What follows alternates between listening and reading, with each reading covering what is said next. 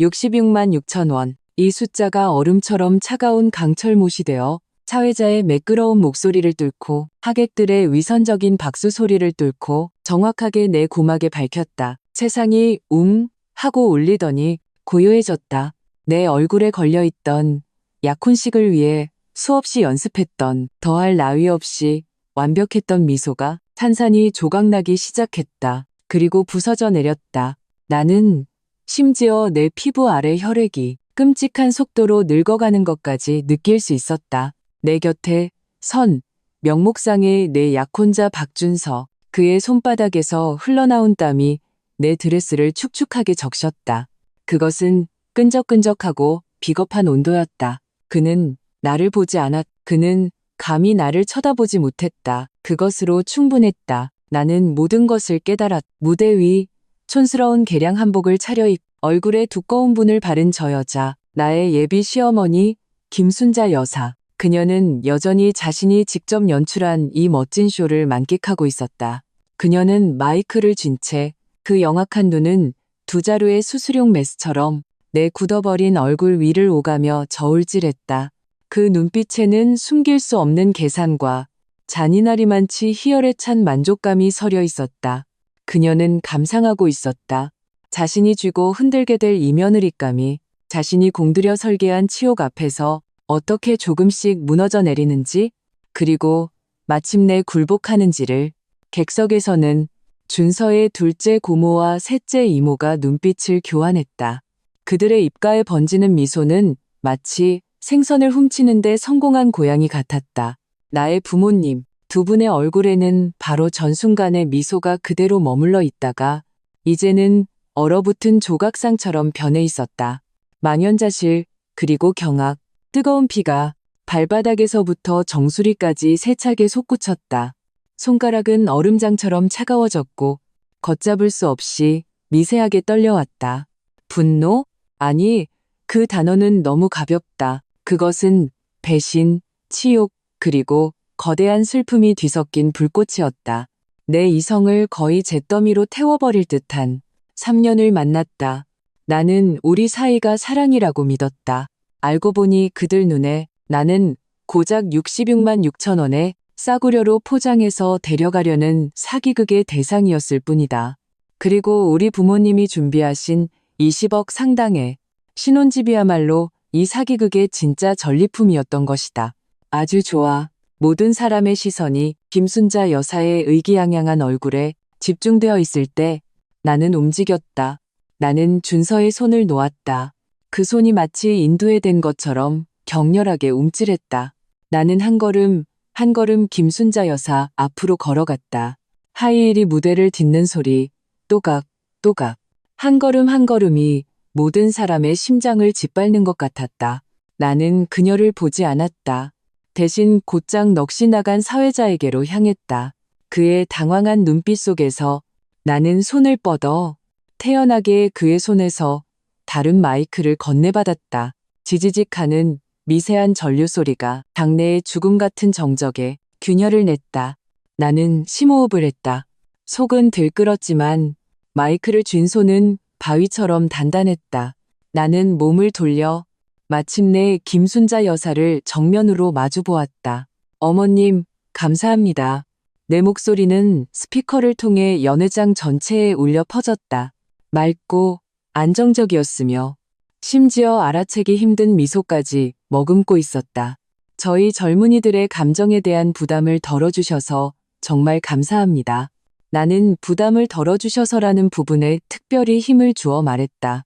김순자 여사의 안색이 눈에 띄게 변했다. 그녀는 아마 내가 울거나 소란을 피우는 대신 마이크를 잡을 줄은 상상도 못했을 것이다. 어머님께서 이토록 주판할 튕기기를 좋아하시고 이렇게 실리를 따지시는 분인 줄 미처 몰랐네요. 나는 잠시 말을 멈추고 천천히 객석 전체를 훑어보았다. 충격과 안타까움이 뒤섞인 우리 부모님의 눈빛, 흥미로운 구경거리를 만난 친척들의 얼굴, 그리고 순식간에 새하얗게 질려버린 박준서의 얼굴까지 하나하나 눈에 담았. 그렇다면 며느리 될 사람으로서 저도 철없이 굴 수는 없겠지요? 나는 가볍게 미소 지었다. 그 미소는 크리스털 조명 아래서 어딘가 섬뜩한 기운을 풍겼다. 그리고 나는 마이크에 대고 내 결정을 한 글자 한 글자 명확하게 선포했다. 그 보답으로 저희 부모님께서 원래 혼수로 준비하셨던 시가 20억 상당의 아파트는 없던 일로 하겠습니다. 공기가 순간 진공 상태가 된 듯했다. 모든 사람의 호흡이 멎었다. 하지만 나는 멈추지 않았다. 덧붙여 우리 결혼의 가치가 고작 66만 6천 원짜리라면 저는 어떤 전통도 시대에 맞춰 바뀔 필요가 있다고 생각합니다. 그래서 미래에 태어날 제 아이는 오직 제 성인 강 씨를 따르게 될 겁니다. 석파천경, 시퍼탱경. 만약 김순자 여사가 방금 던진 것이 수류탄이었다면 내가 되돌려준 것은 정밀유도 순항 미사일이었다. 연회장 전체는 배경음악마저 누가 꺼버렸는지 알 수 없을 정도로 이명이 들릴 정도의 완전한 정적이 흘렀다. 수백 쌍의 눈이 탐조등처럼 나와 그리고 의기양양함에서 시퍼렇게 다시 시퍼런 색에서 돼지간 색깔로 변해버린 김순자 여사 사이를 미친 듯이 오갔다. No, no. 그녀의 입술이 파르르 떨렸다. 방금 전까지만 해도 자신만만했던 눈에는 이제 분노와 불신만이 가득했다. 그녀는 나를 가리켰고 그 손가락은 분노로 격렬하게 떨리고 있었다. 제가 뭐려? 나는 그녀의 시선을 정면으로 받아내며 말했다. 목소리는 크지 않았지만 천군만마의 힘을 담고 있었다. 어머님, 이걸 가는 정이 고와야 오는 정이 곱다고 하는 겁니다. 하윤아, 준서가 마침내 정신을 차렸다. 그는 쏜살같이 달려와 내 손을 다급하게 붙잡았다. 그의 목소리는 잔뜩 낮아져 있었고 애원과 함께 희미한 질책이 섞여 있었다. 충동적으로 굴지 마. 할 얘기 있으면 집에 가서 하자. 여기서 이러면 얼마나 보기 흉해. 응? 집에 가서 보기 흉하다고? 나는 그를 쳐다보았다. 내가 3년 동안 사랑했던 이 남자. 그의 눈에는 당황, 애원, 그리고 철없이 구는 나에 대한 원망만이 있었다. 내가 방금 겪은 치욕에 대한 공감이나 나서서 나를 위해 비바람을 막아주려는 책임감은 단 한 조각도 없었다. 심장이 이 순간 섣달의 얼음 구덩이 속으로 떨어지는 것 같았다. 뼛속까지 시리게 추웠다. 나는 힘껏 그의 손을 뿌리쳤다. 그 힘이 어찌나 컸던지 그는 비틀거리며 하마터면 넘어질 뻔했다. 박준서, 내 눈빛은 얼음처럼 차가웠다. 온기라고는 한 점도 없었다. 지금 당장 입 다물어. 여긴 네가 나설 자리가 아니야. 그는 완전히 얼어붙었다. 마치 나를 처음 본 사람처럼 입을 벌린 채 한마디도 하지 못했다. 우리 부모님도 충격에서 벗어나셨다. 아버지가 벌떡 일어서셨다. 늘 온화하시던 그 얼굴이 이제는 시퍼런 분노로 가득 차 있었다. 어머니는 내 곁으로 빠르게 다가오셨다. 아무 말 없이 그저 내 손을 꼭 잡아주셨다. 어머니의 손은 따뜻하고 힘이 있었다. 그것으로 충분했다. 사부인. 어머니의 목소리는 크지 않았지만 한 글자 한 글자가 얼음을 깨뜨리는 듯했다. 우리 강씨 집안 딸, 이렇게 함부로 모욕당하라고 키우지 않았습니다. 수군거림이 마침내 끓는 물처럼 사람들 사이에서 터져 나왔다. 세상에 이거 파혼하는 거 아니야? 박준선의 일을 어떻게 이렇게 처리해? 너무했네. 3천만 원이 66만 원으로 둔갑했다고? 이건 사람을 바보로 아는 거잖아. 저 아가씨 진짜 대단하다. 그 자리에서 바로 받아치네. 신혼집 취소에 아이는 엄마 성을 따른다니. 저 두 방이 너무 셌어. 갈등은 불붙은 도화선처럼 치직치직 소리를 내며 타들어가다. 마침내 이 순간 완전히 폭발했다. 제1라운드. 나는 내 손으로 전쟁의 서막을 열었다. 나는 모든 사람에게 보여주고 싶었다. 나, 강하유는 그들이 생각하는 것처럼 마음대로 주무를 수 있는 그런 물은 감이 아니라는 것을. 김순자 여사는 잠시 동안의 멍함과 격분 끝에 마침내 그녀의 놀라운 전투력을 폭발시켰다. 시퍼렇던 그녀의 얼굴이 갑자기 무너지더니 눈가가 순식간에 붉어졌다. 준비된 눈물이 말하기 무섭게 흘러나왔다. 아이고 아이고, 내가 무슨 죄를 지었길래. 그녀는 무대 계단에 털썩 주저앉아 천지가 떠나가라 자기 허벅지를 내리치기 시작했다. 그 힘에 그녀가 입은 싸구려 한복 옷감이 짝짝 소리를 냈다. 내가 힘들게 아들 하나 키워서 장가 좀 보내려는데 내가 뭘 잘못했냐고요. 요즘 집값이 하도 비싸니까 애들 돈 좀 아껴서 나중에 잘 살라고 그런 건데 그걸 가지고 이 많은 친척들 앞에서 내 얼굴에 똥칠을 해? 그녀의 울부짖음은 날카롭고 귀에 거슬렸으며 극적인 비장미가 넘쳐 흘렀다. 모르는 사람이 들으면 누가 상이라도 당한 줄 알 것이다.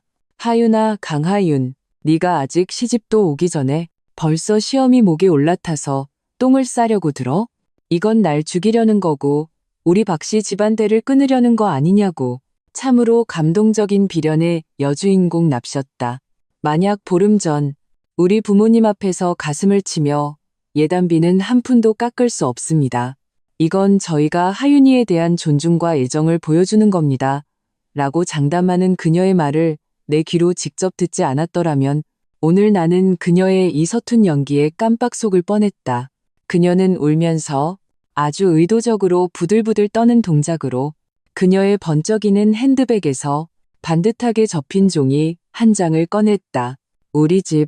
우리 집에 정말 사정이 있었어요. 일부러 예단비 적게 주려고 당신들 놀린 게 아니라고요. 그녀는 그 종이를 확 펼쳤다.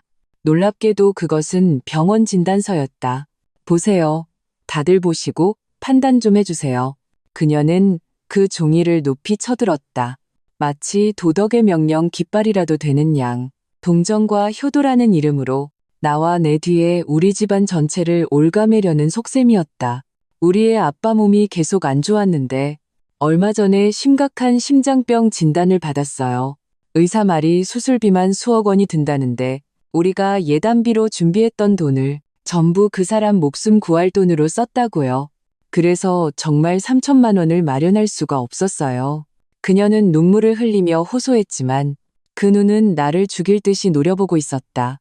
그 눈빛은 마치 내가 이 지경인데 네가 감히 계속 따지고 들 수 있겠어? 라고 말하는 것 같았다. 하윤아, 아줌마도 네가 서운한 거 알아. 하지만 사람 목숨이 달린 일이잖아. 네가 어떻게 시아버지가 병상에 누워있는데 돈이 없어서 치료도 못 받는 걸 보고만 있을 수 있겠니? 그건 한 사람의 목숨이라고. 이 말이 나오자 연회장에 있던 일부 진실을 모르는 하객들이 동요하기 시작했다. 수군거림의 방향이 즉시 미묘하게 바뀌었다. 아, 그런 사정이 있었구나. 그럼 박준선에도 정말 힘들었겠네. 그래, 사람 목숨에 비하면 예단비가 도셔는 부차적인 문제지. 저 아가씨가 좀 너무 충동적이긴 했네. 박준선은 즉시 구명다처라도 잡은 듯이 초조하게 나를 향해 돌아섰다. 그의 목소리는 도덕적 납치로 가득 찬 간절함으로 차 있었다. 하윤아, 내 말 좀 들어봐. 우리 엄마도 어쩔 수 없었어. 너희 부모님께 직접 말씀드리면 반대하실까봐. 그래서 이런 방법으로라도 일단 약혼식을 치르려고 하셨던 거야. 다 우리 아버지를 위해서 그런 거라고. 그러니까 엄마 좀 이해해주고 더 이상 소란 피우지 마. 응? 그의 말은 간절했고 눈빛은 어머니의 깊은 모성애에 대한 이해로 가득했다. 마치 김순자 여사가 한 모든 일이 어쩔 수 없는 위대한 희생인 것처럼. 이해? 나는 그의 익숙한 얼굴을 보며 속이 울렁거리는 것을 느꼈다. 나는 실소를 터뜨렸다. 가볍고 차가운 비웃음이 내 목구멍에서 새어나왔다. 박준서, 나더러 저 사람을 이해하라고? 내 목소리가 갑자기 높아졌다. 숨길 수 없는 조롱과 경멸로 가득했다. 내 친아버지의 건강을 가지고 연기하면서 우리 집 혼수 아파트를 사기치려는 걸 이해하라고? 내 말이 터져 나오자 장내는 온통 술렁거렸다. 박준서와 김순자 여사의 얼굴은 순간 흰 페인트를 뒤집어 쓴 것처럼 변했다. 너 무슨 헛소리야. 김순자 여사의 얼굴에서 비장미가 순간 굳어버렸다. 마치 목이 졸린 닭처럼 날카로운 비명을 질렀다. 헛소리요? 나는 태연하게 내 핸드백에서 휴대폰을 꺼냈다. 그녀를 상대하지 않고 바로 사진 한 장을 열었다. 그것은 내 절친이자 김순자 여사의 고스톱 모임 카톡방에 잠입해 있던 스파이 최지수가 며칠 전 내게 보내온 첩보였다. 나는 곧장 무대 아래로 내려가 휴대폰 화면을 가장 가까이 있던 방금 전까지 수군거리던 몇몇 하객들 눈앞에 들이밀었다. 아저씨, 아주머니들, 똑똑히 보세요. 이게 제 사랑하는 예비 시어머님께서 3일 전에 고스톱 모임 카톡방에 올리신 대화 내용입니다. 화면에는 김순자 여사의 카카오톡 프로필 사진이 유난히 눈에 띄었다. 그녀는 준서의 아버지가 공원에서 활기차게 배드민턴을 치는 사진을 올렸다. 그 모습은 노인 체육대회에 나가도 될 만큼 건강해 보였다. 함께 올린 글은 더욱 가관이었다. 우리 영감님 몸이 아주 쌩쌩해. 한 끼에 밥 3공기는 거뜬하다니까. 걱정들 마, 친구들. 아들 장가 보낼 예단비는 진작에 마련해놨지. 이제 그 20억짜리 아파트만 손에 들어오면 돼. 호호호. 날짜, 시간, 프로필 사진, 내용까지 모든 것이 명백했다. 빼도 박도 못할 증거였다. 여러분께 묻겠습니다. 3일 전까지만 해도 한 끼에 밥 3공기를 드시고 예단비는 문제없다며 며느리의 20억짜리 혼수 아파트를 탐내던 분이 3일 만에 갑자기 심장병에 걸려 수억 원짜리 대수술을 받아야 할 만큼 위독해질 수 있나요? 김순자 여사님, 손에 들고 계신 그 진단서, 어느 지하철역 전봇대에서 떼어낸 불법 광고지 포토샵으로 만드신 건가요? 진실은 가장 잔인하고 가장 우스꽝스러운 방식으로 만천하에 드러났다. 김순자 여사가 공들여 연출한 비련의 드라마는 순식간에 파산을 선고받았다. 그녀의 얼굴에서 핏기가 싹 가셨다. 하얗게 변하는 얼굴이 마치 팔레트처럼 다채로웠다. 그녀가 높이 쳐들었던 진단서는 이제 그녀 손에서 뜨겁게 달궈진 인두처럼 느껴졌다. 버릴 수도 버리지 않을 수도 없었다. 연회장 안에서는 비웃음, 조롱, 그리고 깨달음의 눈빛이 밀물처럼 사방에서 그녀와 준서를 향해 밀려들었다. 세상에, 연기력이 장난 아니네. 자기 남편 건강 가지고 저런 장난을 치다니 천벌받을라. 아까 우는 게 너무 가짜 같더라니. 예단비 떼먹고 아파트까지 날로 먹으려던 거였구나. 저 집안 사람들 속이 너무 시커멓다. 주파날 튕기는 소리가 여기까지 들리더니 결국 저 아가씨한테 그 자리에서 다 까발려졌네. 쌤통이다. 수치심과 분노에 휩싸인 김순자 여사는 마침내 마지막 체면까지 벗어던졌다. 그녀는 벌떡 자리에서 뛰어 일어났다. 그 동작은 남편을 잃을 뻔한 슬픔에 잠긴 사람의 것이 아니었다. 오히려 완전히 격분한 암표범 같았다. 그녀는 내 코를 가리키며 침을 튀기며 가장 원초적인 욕설을 퍼붓기 시작했다. 이 작은 여우 같은 년, 네가 날 함정에 빠뜨려? 시집도 오기 전에 벌써 사람을 감시해? 도대체 무슨 꿍꿍이야. 아주 독사 같은 년, 속이고만 리야. 네, 제가 속이 깊죠. 나는 한치도 물러서지 않고 그녀의 지독한 입냄새를 마주하며 차가운 목소리로 되받아쳤다. 제가 속이 깊지 않았다면 오늘 당신네 모자에게 뼈까지 발라먹힐 뻔했겠죠. 자기 남편의 건강을 이용해 거짓말하고 연기하는 건 저를 속이는 것뿐만 아니라 당신 곁에서 잠드는 사람을 저주하는 행위예요. 그건 아들을 위한 게 아니라 이기적이고 악독한 겁니다. 당신이 무슨 자격으로 여기서 저에게 도덕을 운운하세요? 내 말은 날카로운 칼이 되어 한 겹 한 겹 그녀의 위선적인 가면을 완전히 벗겨냈다. 그녀는 내 말에 막혀 아무 말도 못하고 얼굴이 자줏빛으로 변했다. 그저 너 하는 헛된 소리만 낼 뿐이었다. 화가 나서 온몸을 떠는 모습이 마치 물 밖으로 나온 물고기 같았다. 모든 시선이 다시 한번 일제히 박준서에게로 쏠렸다. 그는 우리 사이에 끼어 안색이 창백했다. 마치 수없이 구겨진 휴지 조각 같았다. 그는 나를 보고 또 화가 나서 추태를 부리는 자기 어머니를 보았다. 무슨 말을 하려 했지만 어느 쪽의 비위도 거스를까 두려워했다. 그 좌불안석, 어찌할 바를 모르는 모습이 유난히 무능하고 우스꽝스러워 보였다. 이 순간 그에 대한 내 마음속 마지막 남은 일말의 연민마저 완전히 사라졌다. 기본적인 시비조차 가리지 못하고 어머니와 약혼녀 사이에서 눈치만 보며 양쪽 모두에게 좋은 사람이 되려는 남자. 그는 철두철미한 아직 젖도 떼지 못한 성인 나이 마마보이였다. 그는 누구의 사랑도 받을 자격이 없었다. 그만 아버지가 마침내 내 곁으로 걸어오셔서 천지를 뒤흔드는 듯한 노성을 터뜨리셨다. 아버지의 커다란 몸이 내 앞을 가로막았다. 마치 산처럼. 김순자 씨, 우리 강씨 집안은 오늘 당신네 집안의 실체를 똑똑히 봤소. 아버지의 목소리는 분노로 미세하게 떨렸지만 한 글자 한 글자는 쇠망치처럼 힘이 있었다. 이 결혼, 우리는 반대요. 내 딸이 받은 수모, 우리는 절대 용납하지 않을 거요. 아버지의 말은 판사의 판결 망치처럼 무겁게 내려앉아 이 약혼식의 사형을 완전히 선고했다. 나와 박준서 집안 사이에는 더 이상 어떤 여지도 없었다. 거짓말이 탄로 나고 비련의 드라마도 더 이상 먹히지 않자 김순자 여사는 아예 자포자기하며 자신의 가장 탐욕스럽고 가장 파렴치한 이빨을 드러냈다. 그녀는 거친 숨을 몰아쉬며 핏발선 두 눈으로 나를 죽일 듯이 쏘아보았다. 그 눈빛은 나를 산채로 집어삼킬 듯했다. 좋아, 좋아. 강하윤, 네가 잘났어? 네가 고상해? 그녀는 목청을 돋우었다. 마치 시장 바닥의 아낙네처럼. 혼수 아파트 취소한다고?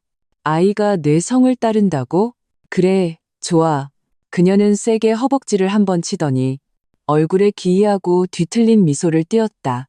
아이가 내 성을 따르게 되면 그럼 더 이상 우리 박씨 집안 핏줄이 아니겠네. 우리 집안하고는 상관없는 거네. 그렇다면 내 그 혼수 아파트 반드시 우리 준서 이름을 공동 명의로 올려야 해. 등기부등본에 걔 이름 없으면 이 결혼은 할 생각도 마. 앞으로 그 집도 우리 박씨 집안 재산으로 쳐야지. 이 경악스럽고 파렴치한 발언에 그 자리에 있던 모든 사람이 경악을 금치 못했다.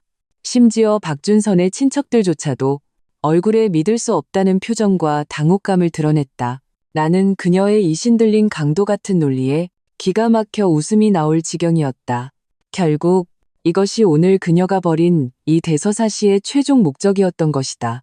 예단비는 미끼였고 치욕은 수단이었으며 연기는 과정이었다. 그녀가 처음부터 원했던 것은 오직 우리 부모님이 나를 위해 준비해 주신 20억이 넘는 전액 현금으로 산 아파트였던 것이다. 그녀는 빈손으로 늑대를 잡으려 했을 뿐만 아니라 그 늑대의 가죽까지 벗겨 자신의 발밑에 깔 양탄자로 만들려 했던 것이다. 나는 아주 가볍게 냉소를 흘렸다. 죽음처럼 고요한 연회장에서 유난히 선명하게 들렸다. 나는 더 이상 그녀와 말을 섞지 않고 태연하게 내 핸드백에서 또 다른 서류 한 부를 꺼냈다. 그것은 만일의 사태에 대비해 내가 미리 준비해둔 혼전재산 계약서였다. 원래는 영원히 쓸 일이 없을 줄 알았다. 나는 계약서를 펼쳐 모든 사람에게 그리고 안색이 급변하는 박준서와 김순자 여사에게 마치 예술작품을 전시하듯 보여주었다. 어머님, 연세가 있으셔서 눈이 어두우실 수 있으니 제가 읽어드릴게요. 이 혼전재산 계약서에는 흑과 백으로 명명백백하게 쓰여 있습니다. 서울 중심부 스카이팰리스에 위치한 이 아파트는 제 부모님께서 전액 현금으로 저 개인을 위해 구매하신 것으로 저의 개인적인 혼전재산에 속합니다.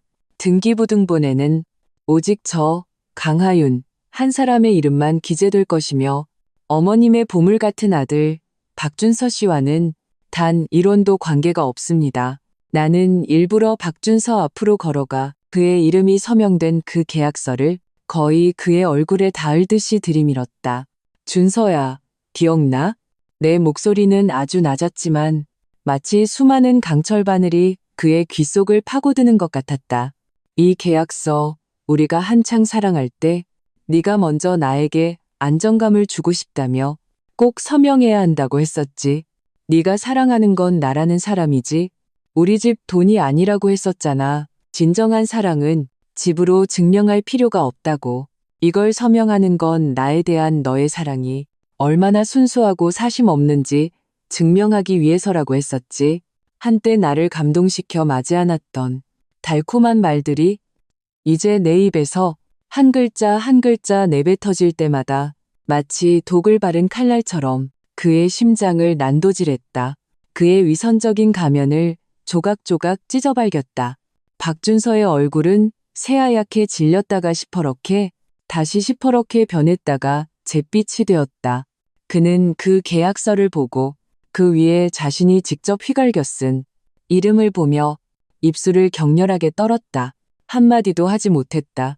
김순자 여사의 눈빛은 더욱 불을 뿜을 듯했다. 만약 눈빛으로 사람을 죽일 수 있다면 나는 아마 이미 그녀에게 능지처참을 당했을 것이다. 하지만 내 말은 아직 끝나지 않았다. 나는 여유롭게 계약서의 두 번째 페이지로 넘겨 내가 일부러 굵게 표시해둔 조항 하나를 가리키며 계속해서 읽어내려갔다. 또한 가정의 화목을 도모하고 불필요한 고부 갈등을 피하기 위해 남편 박준서는 결혼 후 부모님과 동거하지 않을 것을 약속한다. 다 읽고 나는 고개를 들었다. 톱날 같은 시선으로 이미 뒤틀릴 대로 뒤틀린 김순자 여사의 얼굴을 똑바로 쳐다보았다. 김순자 여사님, 오늘 이렇게 천지를 뒤흔드는 대서사시를 연출하고 임시변통으로 말을 바꾸고 공개적으로 저를 모욕한 것은 바로 저를 혼란에 빠뜨려 그 자리에서 파혼하게 만들려는 속셈이었죠? 그러면 당신 아들은 자연스럽게 이 계약서를 지키지 않아도 될 테니까요. 당신들의 계략은 먼저 제 평판을 망가뜨려 저 강하윤이 돈만 밝히는 여자라고 소문을 내고 그 다음엔 불쌍한 척 연기를 해서 제가 죄책감에 이 계약서를 포기하게 만들 뿐만 아니라 아파트 소유권의 절반을 당신 아들에게 넘기게 하려는 거였죠? 덤으로 억울한 일을 당한 시어머니인 당신이 명정원순하게 제 집에 들어와 살면서 앞으로 이 며느리를 더 잘 쥐고 흔들기 위해서요. 제 말이 맞습니까? 내 말이 끝나자마자 박준선의 친척들 쪽이 완전히 발칵 뒤집혔다. 뭐 저런 계약서도 있었어? 부모랑 같이 안 산다고? 세상에 전부 다 계획된 거였네. 저 집안 사람들 속이 진짜 시커멓다. 연한계잖아. 이게 무슨 며느리를 얻는 거야. 완전 호구 하나 잡아서 정밀하게 빈곤 구제하려는 거네. 그것도 모자라 3대 전부를 빨아먹으려 했어. 모든 위장이 나에 의해 한 겹 한 겹 무자비하게 벗겨졌다. 모든 계략이 내가 모든 친지들 앞에서 백일하에 폭로했다.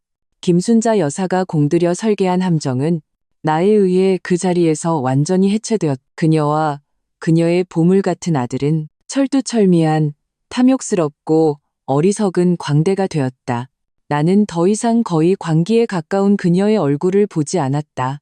내 시선은 박준서에게 고정되었다. 내가 한때 평생을 맡길 수 있다고 믿었던 남자. 내 앞에서 나를 세상 그 무엇보다 사랑한다고 맹세했던 남자.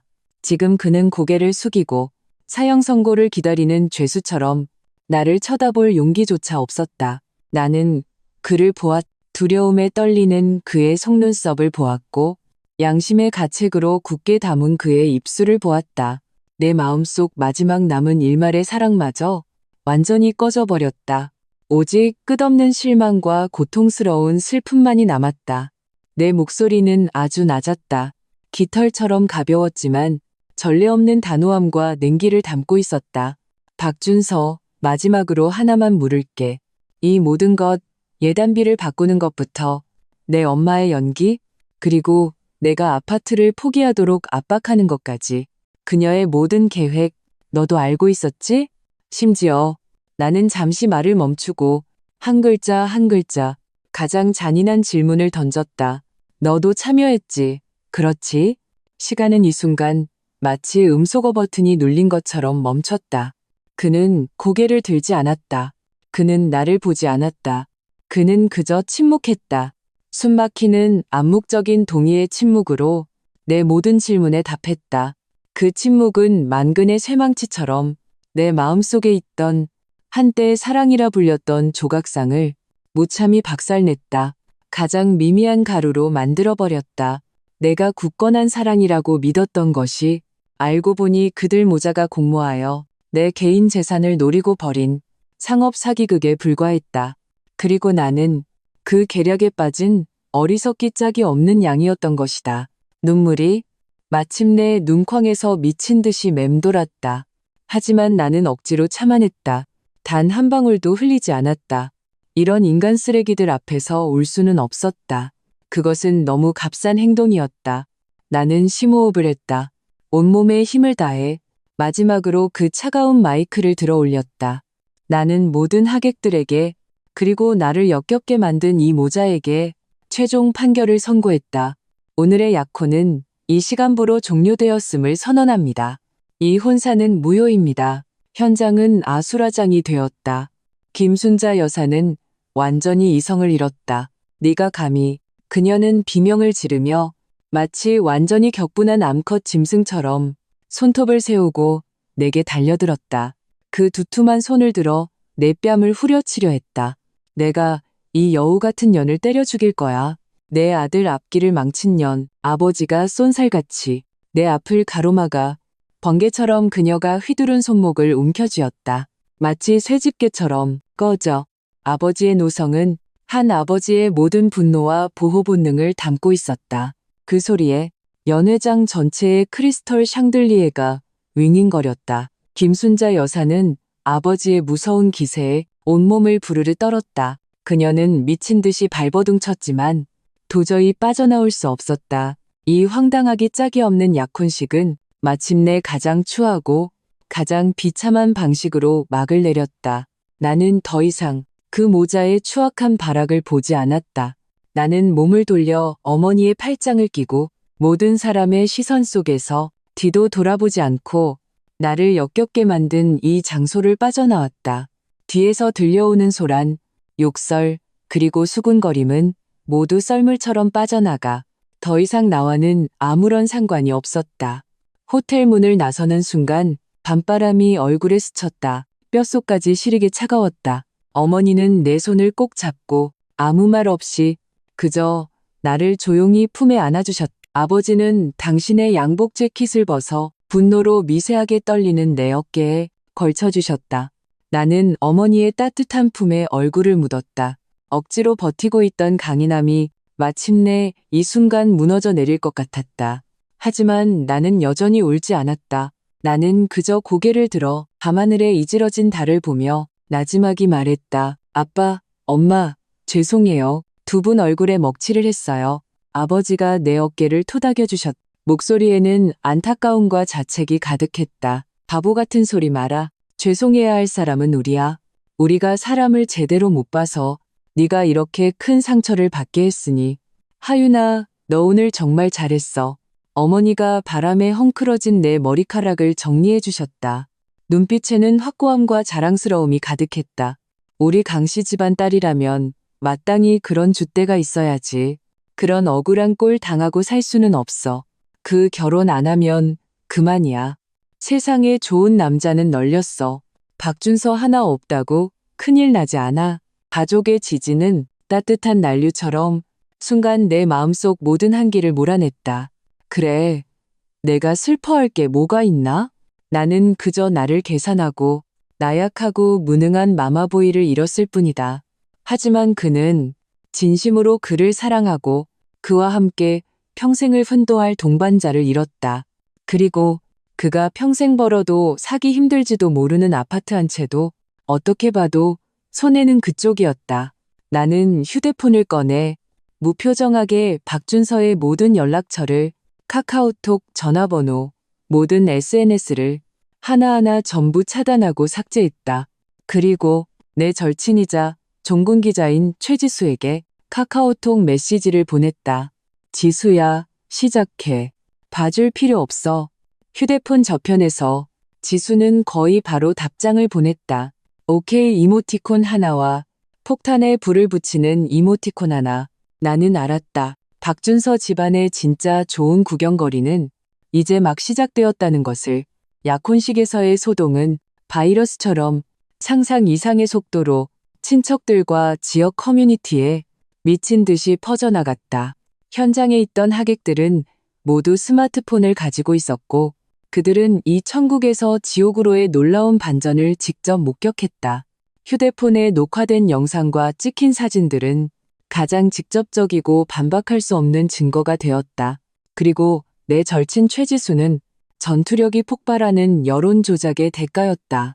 연애가 완전히 끝나기도 전에 그녀는 이미 정성껏 고르고 편집한 약혼식 현장 실황 하이라이트 버전을 각종 인터넷 커뮤니티와 유튜브, 인스타그램 등 주요 소셜 플랫폼에 올렸다.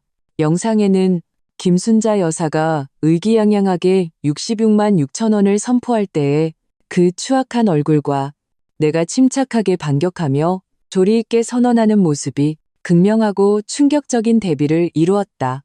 특히 그녀가 위조 진단서를 내밀었다가 내가 카톡 대화 캡처로 그 자리에서 망신을 주는 장면은 슬로우 모션과 클로즈업으로 반복 재생되어 드라마틱한 효과를 극대화했다. 그녀는 또한 매우 선동적이고 화제가 될 만한 제목을 붙였다. 역대급 파운썰 66만 원으로 20억 아파트 날로 먹으려다 참교육당한 마마보이 모자 현장 사이다 썰. 인터넷 여론은 순식간에 불타올랐다. 하룻밤 사이에 이 영상의 조회수는 100만을 돌파했고 댓글창은 그야말로 폭발했다. 네티즌들은 김순자, 박준서 모자의 탐욕과 마마보이 행태에 대해 압도적인 비난을 쏟아냈. 미쳤다. 진짜 2024년에 아직도 저런 빈손으로 날로 먹으려는 시어머니가 있네? 꿈도 야무지셔. 66만 6천 원? 입에 담기도 부끄러운 액수다. 66만 원으로 20억 아파트를 바꾸려고 그 주판알 튕기는 소리 남극에서도 들리겠다. 저건 며느리를 얻는 게 아니라 보살님 모셔서 해탈하려는 거네. 제일 역겨운 건 저 남자야. 처음부터 끝까지 시체놀이, 전형적인 마마보이 찌질이, 자기 엄마가 약혼녀를 공개적으로 모욕하는데 찍소리도 못해. 저런 남자는 헤어져야지. 명절 세려고 데리고 사나? 언니, 진짜 빨리 탈출해서 다행이에요. 그리고 나의 단호하고 결단력 있는 태도에 대해 네티즌들은 압도적인 찬사와 지지를 보냈다. 언니, 너무 멋져요. 사이다 폭발. 잘했다. 진짜 잘했어. 저런 극혐들한테는 절대 봐주면 안 돼. 한 방에 끝내버려야지. 이게 바로 신시대 독립 여성의 모습이지. 울지도 않고 소란 피우지도 않고 논리정연하게 증거들이 되면서 바로 역관광. 보는 내가 다 속이 시원하네. 아이가 내성을 따른다는 말은 진짜 필살기 중에 필살기다. 저 집안 천장을 날려버렸네. 개운해 죽겠다. 하룻밤 사이에 박준서 집안은 온 동네의 웃음거리가 되었다. 그들은 여론의 치욕기둥에 단단히 못 박혀 수많은 낯선 사람들의 경멸과 욕설을 받아야 했다. 곧이어 각종 소위 지인이라는 사람들의 폭로가 끊임없이 터져나왔다. 김순자 여사가 평소 아파트 단지에서 얼마나 이웃들에게 인색했는지, 시장에서 어떻게 푼돈에 목숨 걸었는지, 친척들 사이에서 얼마나 신랄하고 얄미웠는지 등 해묵은 이야기들까지 모두 까발려졌다. 박준서의 직장 생활도 심각한 타격을 받았다. 그는 국내 굴지의 IT 대기업의 시니어 개발자로 연봉도 상당했다. 이것이 김순자 여사가 그토록 자랑스러워하던 미천이었다. 하지만 이런 대기업은 직원의 품성과 평판을 가장 중요하게 여긴다. 그것이 곧 회사의 이미지와 직결되기 때문이다. 이 사건이 인터넷에서 너무 크게 번지자 영상과 게시물은 곧 그들 회사의 내부 게시판과 각종 업무단체 카톡방으로 퍼져나갔다. 소문에 따르면 그들 회사의 인사팀과 감사팀이 즉시 내부 조사에 착수하여 그의 인성과 직업윤리 문제에 대해 엄중한 조사를 시작했다고 한다. 이쯤 되자 김순자 여사는 완전히 패닉에 빠졌다. 그녀가 동네 아줌마들 사이에서나 자랑하던 그 얄팍한 계산은 압도적인 여론의 철퇴 앞에서 속수무책이었다.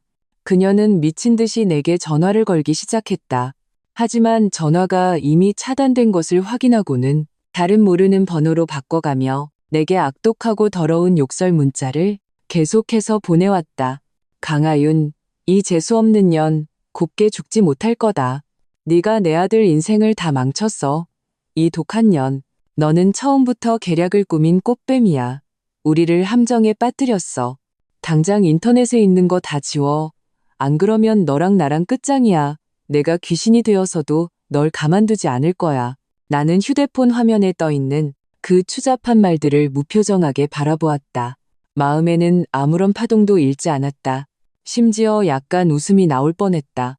그리고 나는 침착하게 모든 욕설 문자를 캡처하여 그녀가 모르는 번호로 걸어와 나를 협박했던 통화 녹음 파일과 함께 다시 지수에게 보냈다. 지수는 칼을 뽑아들고 망설임 없이 내리쳤다. 10분 후 악덕 시어머니 협박 안 통하자 막말 폭언 인성 파탄 추가 인증 본성 드러나 라는 제목의 새 게시물이 이미 활활 타오르던 불길에 마른 장작 한 다발을 더 던져 넣었다. 여론은 다시 한번 미친 듯이 들끓었고 박준서 집안의 평판은 완전히 나락으로 떨어져 악취를 풍겼다. 협박과 욕설이 내게 전혀 통하지 않고 오히려 상황을 악화시키자 박준서 집안은 마침내 전략을 바꿨다. 일주일 후 저녁 우리 집 초인종이 울렸다. 아버지가 비디오폰으로 확인하니 화면에는 박준서와 그의 부모님, 세 사람의 어색하고 초췌한 얼굴이 나타났다. 그들의 손에는 보기에도 별로 신선해 보이지 않는 과일과 선물 세트가 들려 있었다. 어머니의 얼굴이 순간 차갑게 굳어졌다. 바로 끊어버리려 하셨지만 내가 어머니를 말렸다. 엄마, 들어오시게 하세요. 나는 담담하게 말했다. 어떤 말은 얼굴 보고 확실히 하는 게 좋아요. 저 사람들도 완전히 미련을 버리게 해야죠. 문이 열리고 안으로 들어서자마자 준서의 아버지 김순자 여사에 의해 위독한 환자가 되었던 그 남자가 우리 부모님을 향해 우는 것보다 더 보기 힘든 미소를 지으며 연신 고개를 숙여 사과했다. 사돈어른, 죄송합니다. 정말 죄송합니다. 다 우리 집사람이 어리석어서 순간 마가씨여서 그런 멍청한 짓을 했습니다. 부디 아녀자의 짧은 생각이라 여기시고 너그러이 용서해 주십시오. 김순자 여사도 이전에 기세등등하고 막무가내인 모습은 온데간데 없이 악어의 눈물 몇 방울을 짜내며 얼굴에 가식적인 후회를 가득 담았다. 하윤아, 아줌마가 잘못했다. 아줌마가 정말 잘못했어. 아줌마가 너한테 사과할게. 응? 너랑 준서 3년 사귄 정을 봐서라도 다시 한 번만 우리에게 기회를 주면 안 되겠니? 응? 그들은 아파트를 노렸던 일이나 자신들의 탐욕에 대해서는 이런 방구도 없었다. 그저 모든 것을 순간의 어리석음과 아녀자의 짧은 생각 탓으로 돌리며 어물쩍 넘어가려 했다. 그들의 핵심 요구는 단 하나였다. 내가 너그러이 봐주어 인터넷에 영상과 게시물을 삭제해서 그들 집안이 숨 좀 쉴 수 있게 해달라는 것이었다. 박준서는 처음부터 끝까지 고개를 숙이고 있었다. 마치 잘못을 저지른 아이처럼 내 눈치를 살피며 입술을 우물쭈물하며 무슨 말을 하고 싶어 했지만 결국 한마디도 꺼내지 못했다. 나는 조용히 소파에 앉아 그들 가족 세 사람이 연기하는 이 서툰 사제쇼를 차가운 눈으로 지켜보았다. 그들이 목이 마를 때까지 말하도록 내버려 둔 후에야 나는 마침내 입을 열었다. 기회요? 내 목소리는 낮았지만 얼음 송곳처럼 그들 세 사람을 동시에 소름 돋게 했다. 당신들이 약혼식장에서 모든 친지들 앞에서 공개적으로 저를 모욕했을 때 저에게 기회를 주셨나요? 당신 네 가족이 합심해서 저를 바보 취급하며 제 혼수 아파트를 계산하고 있을 때 제 체면을 조금이라도 세워줄 생각은 하셨나요? 김순자 여사님, 나는 그녀의 눈을 똑바로 쳐다보았다. 온갖 악독한 말로 제게 욕설 문자를 보냈을 때 오늘 여기에 서서 제게 애원하게 될 거라고 생각은 하셨나요? 내 질문 하나하나가 마치 따귀를 때리는 것처럼 그들 세 사람의 얼굴을 환원히 후려쳤다. 그들의 얼굴은 붉어졌다가 하얘졌다. 아버지는 더욱이 바로 일어서서 나가달라고 명령하셨다. 우리 집은 당신들을 환영하지 않소. 돌아가시오. 재결합? 꿈도 꾸지 마시오. 우리 강씨 집안딸 평생 시집을 못 가더라도 당신 내 같은 불구덩이 속으로 다시 뛰어들게 하진 않을 거요.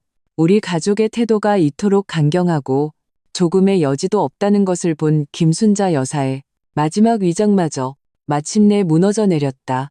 그녀의 뼛속 깊이 밝힌 안악내 본성이 다시 고개를 들었다. 강하윤, 네가 지금 잘해준다고 오냐오냐 해주니까 기어오르네. 그녀가 갑자기 소리쳤다. 우리가 이렇게까지 빌러왔는데 넌 도대체 뭘 더 바라는 거야? 우리 가족 다 죽어야 속이 시원하겠어? 이 악독한 년. 가자, 여보. 내가 못 믿겠다. 너 없이 내 아들이 장가를 못 갈까봐? 그녀는 욕을 하면서 그 무능한 남편과 아들을 끌고 화를 내며 문을 박차고 나갔다. 하지만 이게 끝이 아니었다. 거절당한 후 분노에 찬 김순자 여사는 놀랍게도 우리 아파트 1층 현관 앞에서 드러눕기 시작했다.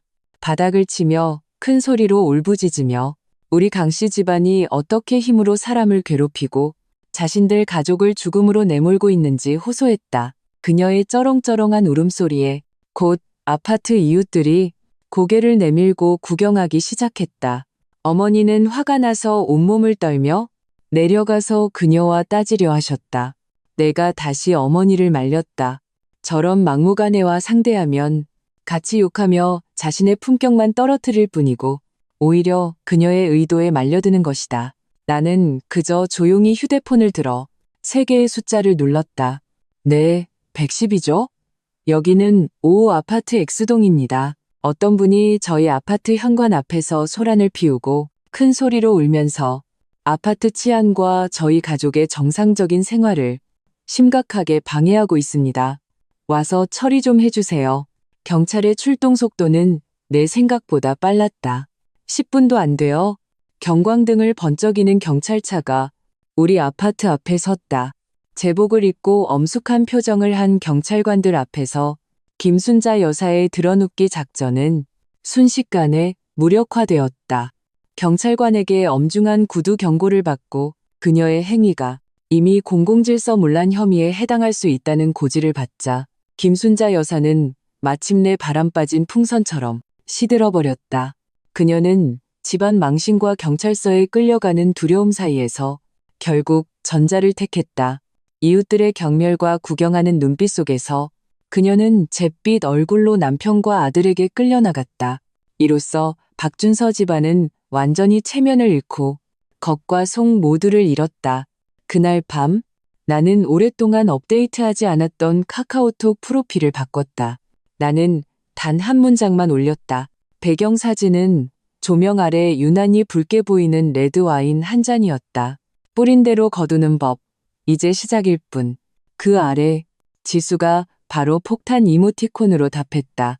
그렇다. 이 썩어 빠진 관계를 끊어내는 것은 첫걸음에 불과했다. 나 강하윤은 그냥 당하고만 있는 사람이 아니다.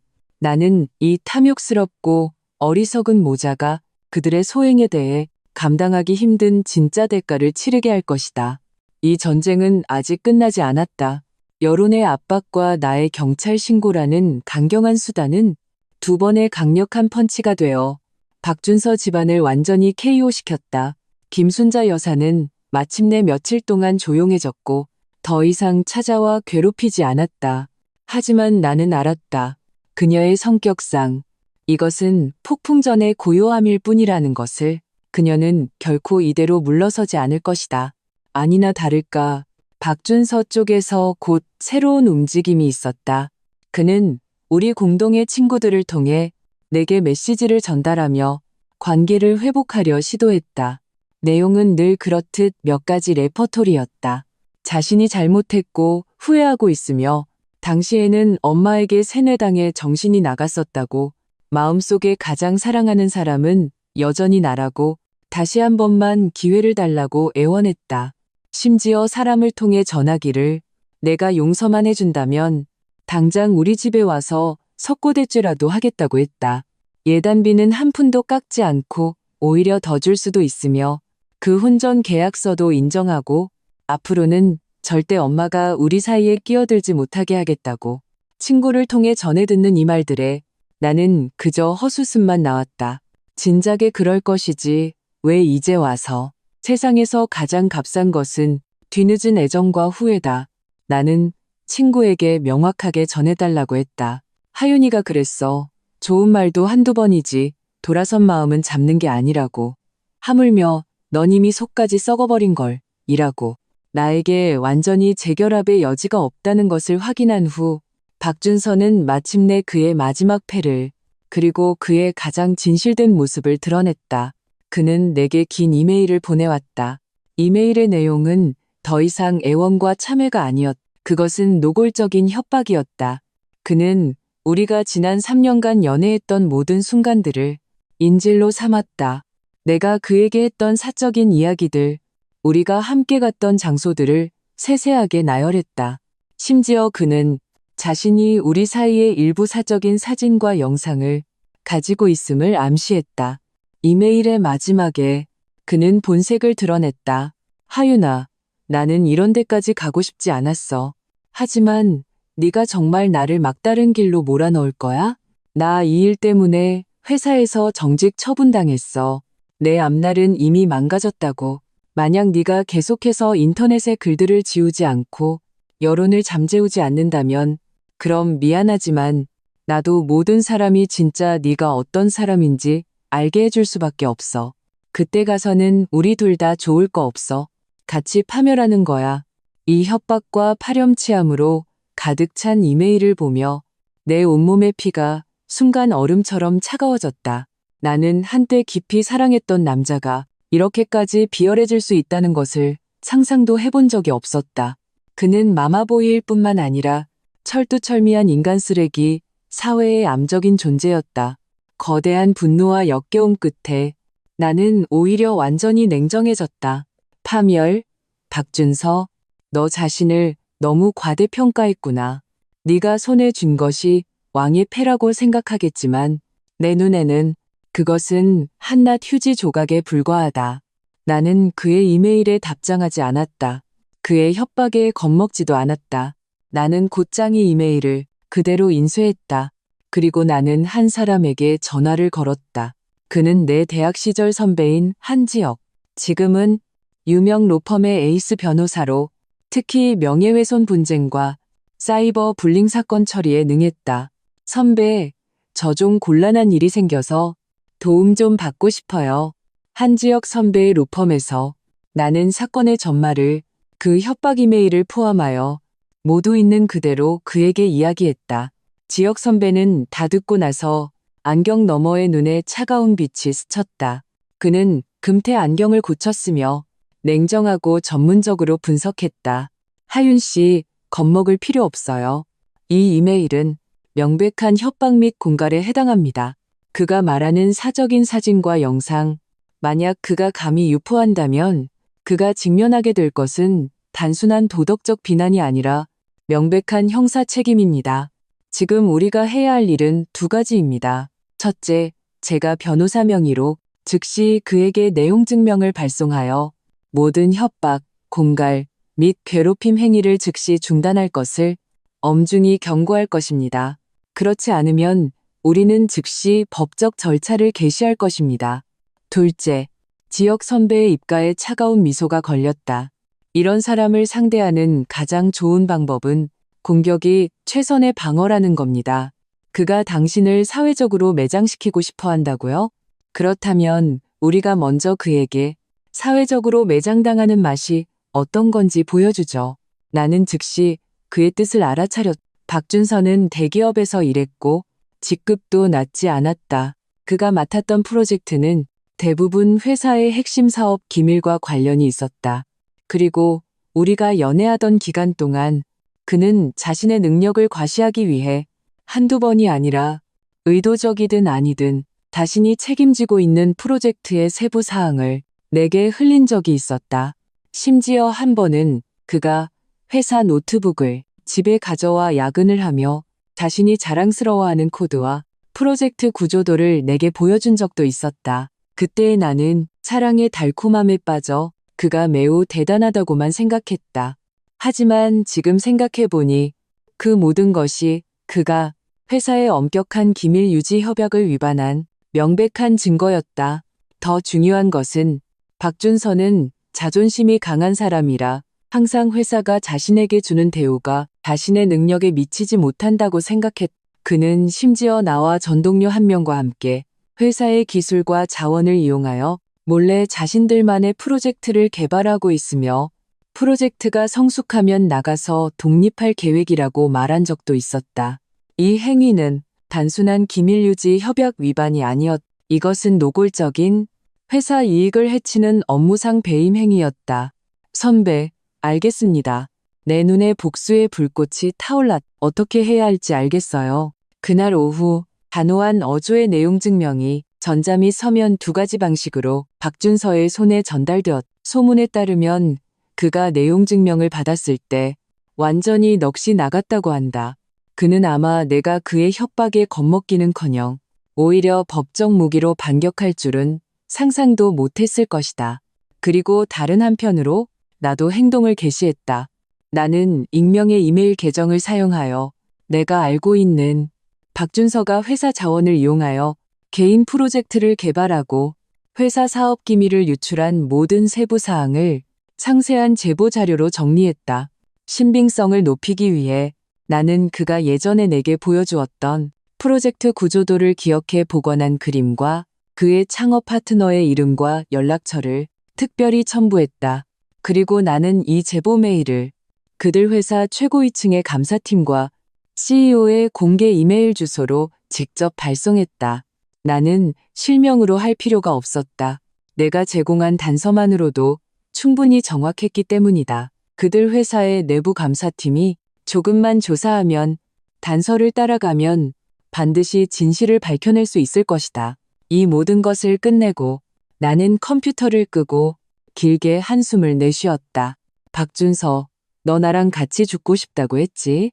그럼 내가 먼저 널 지옥으로 보내줄게. 그 후 며칠 아무 일도 없었다. 박준서는 마치 세상에서 증발한 것처럼 아무런 소식도 없었다. 나는 알았다. 내용 증명과 그 제보 메일이 효과를 발휘했다는 것을. 그는 지금 아마 제 코가 석자일 것이다. 그리고 나는 모든 에너지를 일에 쏟아부었다. 마치 미친 듯이 일해야만 그 역겨운 경험을 잠시 잊을 수 있는 것처럼 내 3년의 청춘이 개에게나 줘버렸다는 사실을 생각하지 않을 수 있는 것처럼. 일주일 후 지수에게서 전화가 왔다. 목소리에는 억누를 수 없는 흥분이 담겨 있었다.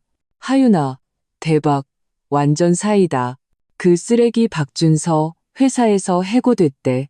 공식 공지까지 떴어. 회사 직업윤리와 기밀유지 협약을 심각하게 위반해서 회사에 중대한 손실을 입혔다고. 회사에서 해고뿐만 아니라 법적 책임까지 물어서 거액의 손해배상을 청구할 거래. 듣자 하니 그 창업 파트너도 같이 걸려들었대. 둘 다 지금 완전히 망해서 쥐구멍이라도 찾고 전화를 끊고 나는 그 대기업의 공식 SNS 계정에 들어가 보았다. 과연 상단에 고정된 것은 단호한 어조의 징계 공고문이었다. 박준서의 실명은 가렸지만 직책과 사건 내용을 보면 누구나 그를 지칭하는 것임을 알 수 있었다. 댓글창에는 통쾌하다는 반응이 쏟아졌다. 대에, 저 개발팀장 인성별로라는 소문은 익히 들었지? 꼴 좋다, 인과응보다. 잘했다. 저런 배은망덕한 놈은 그냥 죽여버려야 돼. 아무래도 얼마 전 그 약혼식 파토 사건이랑 관련 있는 것 같은데? 저 남자 인성이 저 모양인데 일이라고 깨끗하게 했겠어? 나는 그 공고문을 보며 마음속에 큰 파동은 없었다. 이것은 그가 마땅히 받아야 할 벌일 뿐이었다. 나는 일이 이쯤에서 일단락될 것이라고 생각했다.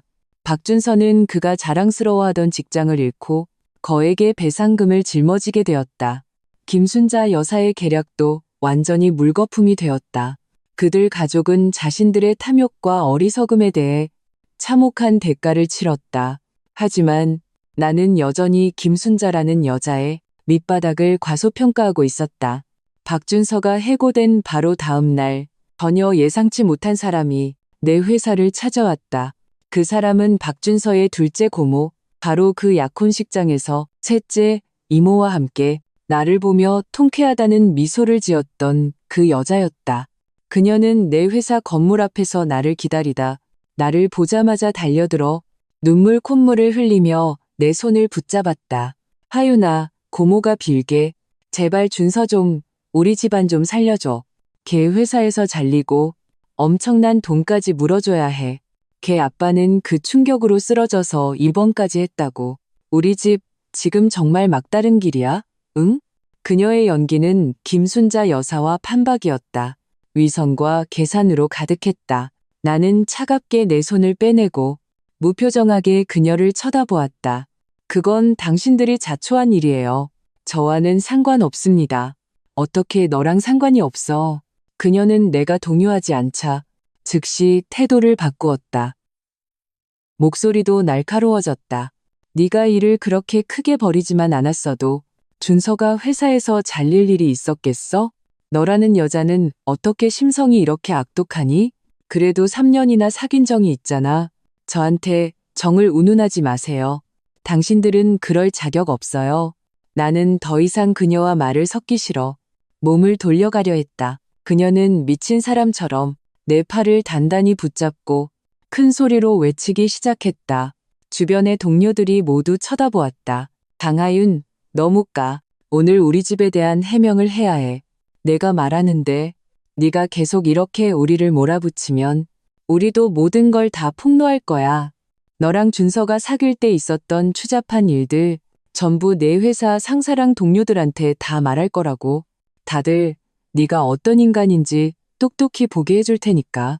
너도 사회적으로 매장당하는 맛이 어떤 건지 한번 느껴봐. 또 이 수법이다. 또 협박이다. 박준선의 사람들은 협박 말고는 다른 방법이 없는 걸까? 나는 질투와 원망으로 뒤틀린 그녀의 얼굴을 보며 문득 깊은 피로감을 느꼈다. 이런 쓰레기들과 엮이면 나 자신도 진흙탕 속으로 끌려 들어갈 뿐이다. 나는 휴대폰을 꺼내 곧장 회사 보안팀에 전화를 걸었다. 네, 보안팀이죠? 제가 회사 건물 아래에서 신원 불명의 외부인에게 괴롭힘과 추행을 당하고 있습니다. 와서 처리 좀 해주세요. 곧 덩치 큰 보안 요원 2명이 달려왔다. 보안 요원들의 제지 앞에서 둘째, 고모의 행패는 전혀 먹히지 않았다. 곧 그녀는 우리 회사 구역 밖으로 쫓겨났다. 가기 전에 그녀는 내 코를 가리키며 악담을 퍼부었다. 강하윤, 너 두고 봐. 우리 집안이랑 너랑 끝까지 갈 거야. 나는 그녀가 비참하게 떠나는 뒷모습을 보며 눈빛이 얼음처럼 차가워졌다. 끝까지? 좋아. 그럼 내가 끝까지 놀아주지. 당신 내 집안에 또 무슨 수가 있는지 내가 한번 보자. 둘째, 고모의 소라는 신호탄과 같았다. 그날부터 내 삶에는 더 이상 평온이 없었다. 박준선의 온갖 친척들이 번갈아가며 내게 전화와 문자로 폭격을 가하기 시작했다. 어떤 이는 좋은 말로 용서할 수 있을 때 용서하는 것이 좋다며 나중에 웃으며 볼 날을 위해 한 발 물러서라고 충고했다. 어떤 이는 나쁜 말로 직접적으로 내게 인신공격을 하며 나를 남편 잡아먹을 년, 눈은 높고 명은 짧은 년이라고 욕했다. 김순자 여사는 어디서 알아냈는지 우리 회사 안내데스크 전화번호로 하루에 수십 통씩 전화를 걸어 욕설을 퍼부었다. 덕분에 우리 회사 안내데스크 직원이 거의 정신붕괴 직전까지 갔다. 그들의 목적은 명확했다. 이런 끝없는 괴롭힘을 통해 내 정신을 무너뜨리고 나를 굴복시키려는 것이었다. 이런 미친 개 같은 전술에 나는 처음에는 무시하려 했다. 하지만 곧 나는 깨달았다. 나의 인내는 그들의 만행을 더욱 부추길 뿐이라는 것을. 그들은 인터넷에 나에 대한 루머를 퍼뜨리기 시작했다. 어떤 이는 지역 커뮤니티에 내가 사생활이 문란하며 박준서와 사귀는 동안에도 여러 남성과 부적절한 관계를 유지했다고 글을 올렸다. 어떤 이는 내가 돈만 밝히는 허영덩어리이며 파혼한 이유는 더 좋은 조건의 남자를 만나 박준선의 예단비가 적다고 차버린 것이라고 했다. 심지어 어떤 이는 내 대학 시절 사진을 찾아내어 나에 대해 온갖 악의적인 평가와 모욕을 가했다. 이 루머들은 허점투성이었지만 전파 속도는 매우 빨랐다. 세 사람이 모이면 호랑이도 만들어낸다고 여러 사람의 입은 쇠도 녹인다. 한순간에 나의 이미지는 용감하게 저항하는 독립적인 여성에서 속이 깊고 돈만 밝히는 여자로 변해 있었다. 회사 동료들이 나를 보는 눈빛도 어딘가 이상해지기 시작했다. 나는 더 이상 침묵할 수 없다는 것을 알았다. 깡패를 상대하려면 깡패보다 더 악랄한 수단을 사용해야 한다. 나는 다시 지역 선배를 찾아갔다. 선배, 저 고소할래요. 내 목소리는 차분했지만 눈에는 활활 타오르는 분노가 있었다. 저 사람들 다 고소할 거예요. 저를 괴롭히고 명예를 훼손한 모든 사람들을요. 저는 그들이 자신들의 언행에 대해 법적인 대가를 치르게 할 겁니다. 지역 선배는 나를 보며 고개를 끄덕였다. 눈빛에는 칭찬이 가득했다. 진작에 그랬어야죠. 이런 사이버 불링에 대처하는 가장 효과적인 방법은 법적 무기를 드는 것입니다. 그 후 며칠, 지역 선배와 그의 팀의 도움으로 나는 대대적인 반격에 나섰다. 우리는 먼저 인터넷에 루머를 퍼뜨리고 인신공격을 한 계정들에 대해 증거를 확보했다. 그리고 법원에 명예훼손 소송을 제기했다. 우리는 또한 기술적인 수단을 통해 가장 활발하고 악랄했던 몇몇 계정 배우의 실제 인물 정보를 특정했다. 아니나 다를까 그 중에는 박준서의 그 둘째 고모와 셋째 이모가 있었다. 김순자 여사가 우리 회사에 건 괴롭힘 전화에 대해서는 지역 선배가 나를 대신하여 관할 경찰서에 신고했다. 경찰은 업무방해 및 명예훼손 혐의로 사건을 접수하고 김순자 여사에게 소환장을 발부했다. 법원의 소장들이 경찰서의 소환 통지서들이 눈송이처럼 박준선의 친척들에게 날아들었다. 이쯤 되자 그들은 완전히 패닉에 빠졌다. 그들은 내가 정말로 그들을 법정에 세울 줄은 꿈에도 몰랐을 것이다.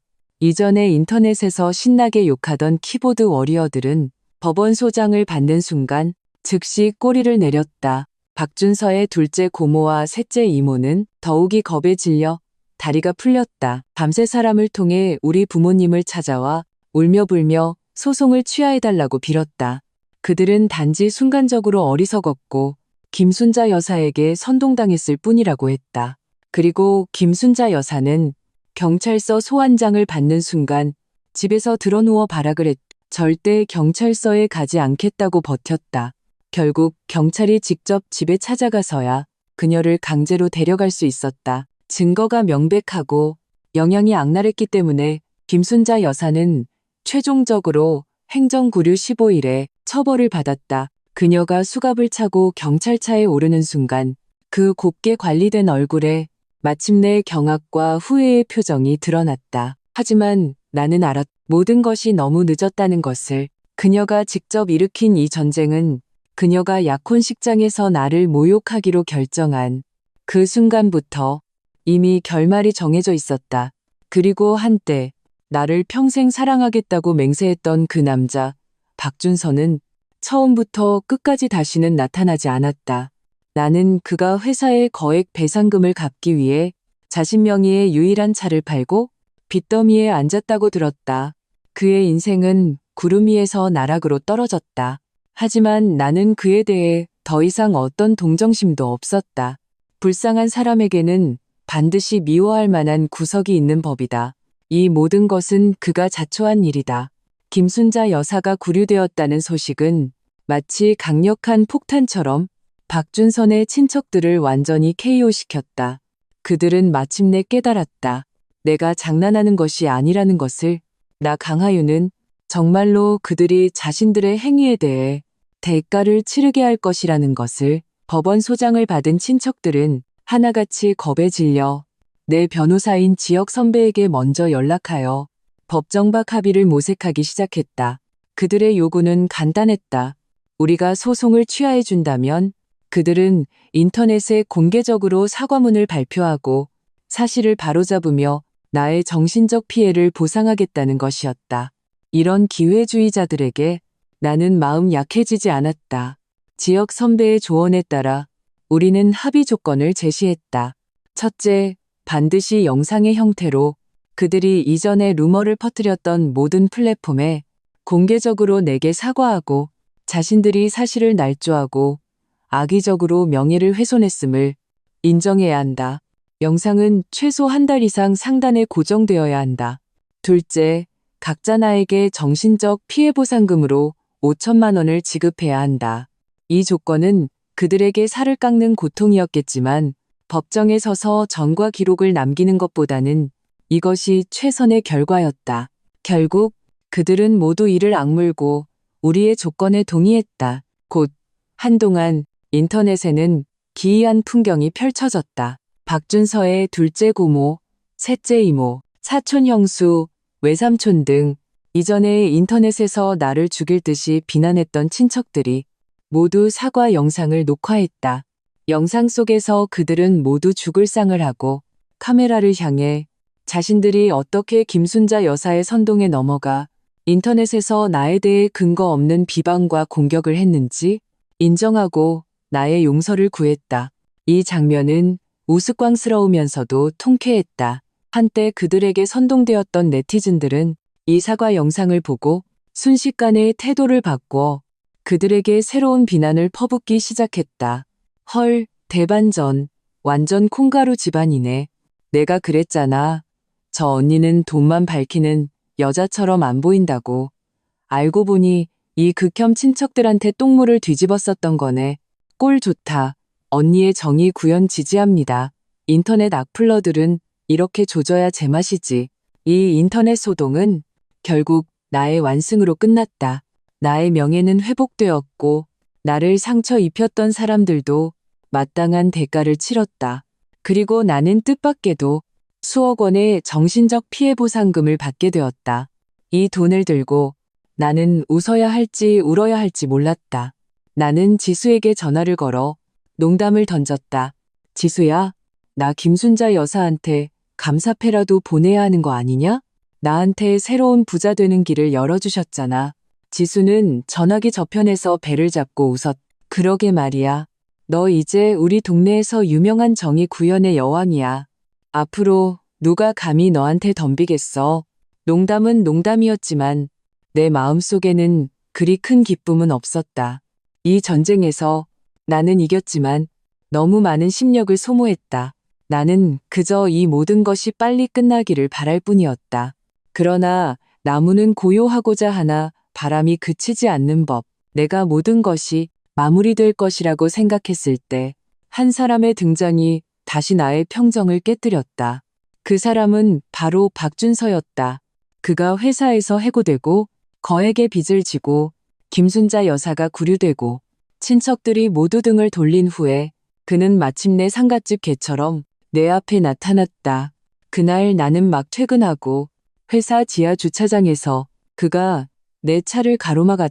몇 달 만에 본 그는 딴 사람 같았다. 한때 의기양양하고 옷차림이 번듯했던 IT 엘리트는 이제는 초췌하고 수염도 깎지 않아 눈에는 좌절과 절망이 가득했다. 그는 나를 보고 눈의 순간 한 줄기 빛이 터져 나왔다. 그리고 그는 내가 전혀 예상치 못한 행동을 했다. 그는 쿵소리를 내며 내 차 앞에 무릎을 꿇었다. 하윤아. 그의 목소리는 쉬어 있었고 끝없는 후회로 가득했다. 내가 잘못했어. 내가 정말 잘못했다는 걸 알았어. 그는 말하면서 자신의 뺨을 흔흔히 때리기 시작했다.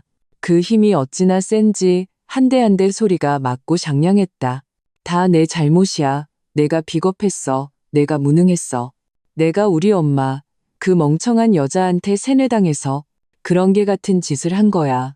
하윤아, 제발 나한테 다시 한 번만 기회를 주면 안 될까? 나 이제 아무것도 없어. 직장도 돈도 집도 다 잃게 생겼어. 나한테는 너밖에 없어. 그는 아이처럼 울었다. 콧물 눈물이 범벅이 되어 아무런 존엄도 없었다. 나는 차 안에 앉아 앞 유리를 통해 냉정하게 그를 바라보았다. 내 마음에는 한 점의 파동도 심지어 한 점의 연민도 없었다. 만약 약혼식 그날 내가 김순자 여사에게 공개적으로 모욕당했을 때 그가 나서서 단 한마디라도 나를 변호하는 말을 했다면 우리 사이에는 어쩌면 아직 여지가 있었을지도 모른다.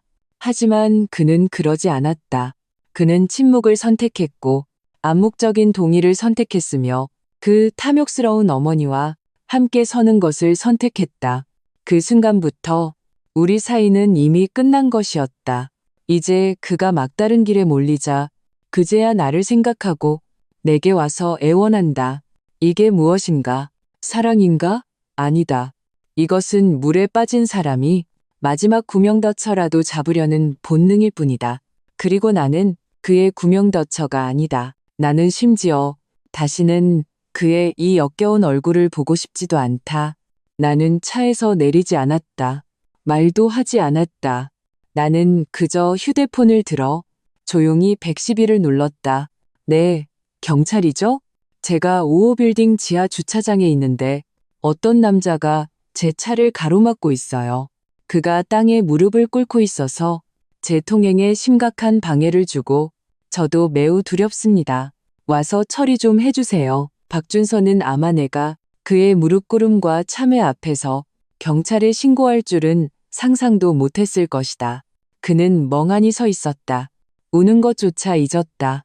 그는 눈물범벅이 된 얼굴을 들어 믿을 수 없다는 듯이 나를 쳐다보았다. 눈에는 절망과 이해할 수 없다는 표정이 가득했다. 하윤아, 너 어떻게? 나는 차창을 올리고 그의 가련하면서도 증오스러운 시선을 차단했다. 곧 경찰이 현장에 도착했다. 경찰의 개입하에 한때 그토록 자존심이 강했던 남자 박준서는 결국 쫓겨나는 들개처럼 넋이 나간 채 내 세상에서 완전히 사라졌다. 나는 알았다. 이번에는 그는 정말로 다시는 돌아오지 않을 것이다. 나의 인생도 마침내 새로운 장을 펼칠 수 있게 되었다. 박준서라는 마지막 파리를 쫓아내자 내 세상은 마침내 완전히 고요해졌다. 명예훼손 소송의 승리와 김순자 여사가 구류된 결말은 나를 회사에서 한동안 전설적인 인물로 만들었다. 동료들이 나를 보는 눈빛은 동정, 호기심에서 경외와 감탄으로 바뀌었다. 더 이상 아무도 내 등 뒤에서 험담하지 못했다. 심지어 업무상의 협조도 훨씬 원활해졌다. 나의 삶은 조금씩 제자리로 돌아오고 있는 것 같았다. 그리고 이 풍파 속에서 묵묵히 나에게 법률적 지원을 제공해 주었던 지역 선배가 점점 내 삶 속으로 들어왔다. 소송이 끝난 후 감사의 표시로 나는 그에게 식사를 대접했다. 그날의 지역 선배는 변호사 가운을 벗고 캐주얼한 옷으로 갈아입었다. 법정에서의 날카로움 대신 온화하고 지적인 분위기가 풍겼다. 우리는 많은 이야기를 나누었다. 대학 시절의 재미있는 일부터 지금의 업무상의 고민까지. 나는 그가 전문 능력이 뛰어난 변호사일 뿐만 아니라 유머러스하고 박식하며 가치관이 매우 올바른 남자라는 것을 알게 되었다. 그와 대화하는 것은 즐거웠다. 그는 박준서처럼 곳곳에서 자신의 능력을 과시하지도 않았고 유들유들한 달콤한 말로 나를 구슬리지도 않았다. 그는 그저 진지하게 경청하고 내가 필요할 때 가장 진심 어리고 이성적인 조언을 해주었다. 그것은 존중받고 이해받는 느낌이었다. 내가 박준서와의 3년 연애에서 결코 경험해보지 못했던 것이었다. 그 후로 우리는 더 많은 접촉을 갖기 시작했다. 그는 사건 후속 조치라는 명목으로 내게 커피를 마시자고 했고 내가 밤늦게까지 야근할 때 적절한 타이밍에 따끈한 야식을 가져다 주었다. 내가 업무 스트레스로 힘들어할 때 나를 교회로 데려가 드라이브를 하며 별을 보여주었다. 그는 좋아한다는 말은 한마디도 하지 않았지만 그가 하는 모든 행동은 내게 말해주고 있었다. 그가 나를 신경 쓰고 나를 아끼고 있다는 것을. 이것은 소리 없이 스며드는 부드러움이었다. 천천히 박준서에게 상처받아 차가워지고 단단해졌던 내 마음을 조금씩 녹여주었다. 나는 매일 그의 메시지를 기다리기 시작했고 내 곁에 그가 있는 것에 익숙해지기 시작했다. 나는 아마도 마음이 움직였다는 것을 알았다. 하지만 이전 연애가 남긴 상처가 아직 남아있어.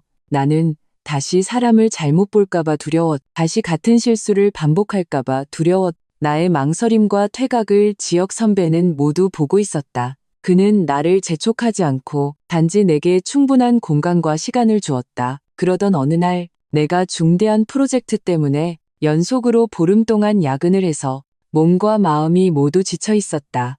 프로젝트가 성공한 순간 나는 힘이 다 빠져나간 것처럼 사무실 의자에 쓰러져 움직이고 싶지도 않았다. 바로 그때 내 휴대폰이 울렸다. 지역 선배였다.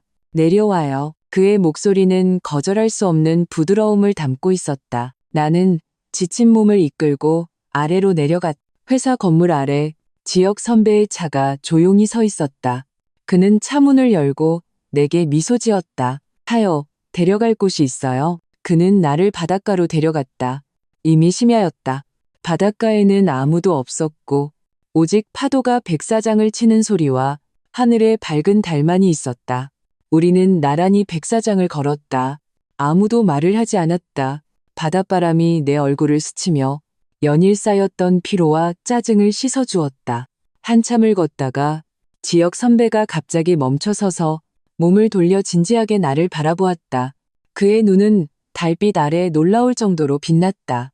하윤 씨, 그가 내 이름을 불렀다. 목소리는 낮고 진중했다. 아직 두려워하고 있다는 거 알아요. 나는 당신에게 비현실적인 약속을 하거나 천년만년 변치 않을 사랑을 맹세하지 않을 거예요. 나는 단지 당신에게 말해주고 싶어요. 나는 성인이고 내가 무엇을 하고 있는지 그리고 내가 무엇을 원하는지 알고 있어요. 그는 잠시 말을 멈추고 심호흡을 했다. 그리고 한 글자 한 글자 내게 말했다. 나는 당신이 내 미래 인생에서 유일한 합법적인 여주인공이 되기를 원해요. 나는 더 이상 친구라는 이름으로 당신을 걱정하고 돌봐주고 싶지 않아요. 나는 남자친구 그리고 미래의 남편이라는 이름으로 당당하게 당신 곁에 서서 당신을 위해 비바람을 막아주고 싶어요. 하윤 씨, 나에게 기회를 주겠어요? 그 순간 나는 그의 진심 어린 눈을 보며 그의 서툴지만 진심에서 우러나온 고백을 들으며 내 마음속에 두려움으로 쌓아 올렸던 높은 벽이 마침내 와르르 무너져 내렸다. 나는 고개를 끄덕였다. 눈물은 속절없이 흘러내렸다. 그것은 억울함의 눈물이 아니라 홀가분함의 눈물이었다. 지역 선배는 아무 말 없이 한 걸음 다가와 나를 부드럽게 품에 안았다. 그의 품은 따뜻하고 힘이 있었다. 마치 내가 모든 풍랑을 멈추고 쉴 수 있는 항구 같았다. 그날 밤 바닷바람은 맑았고 달빛은 아름다웠다. 나는 알았다. 나의 인생은 정말로 새로운 장을 펼쳤다는 것을. 강하윤의 새로운 장을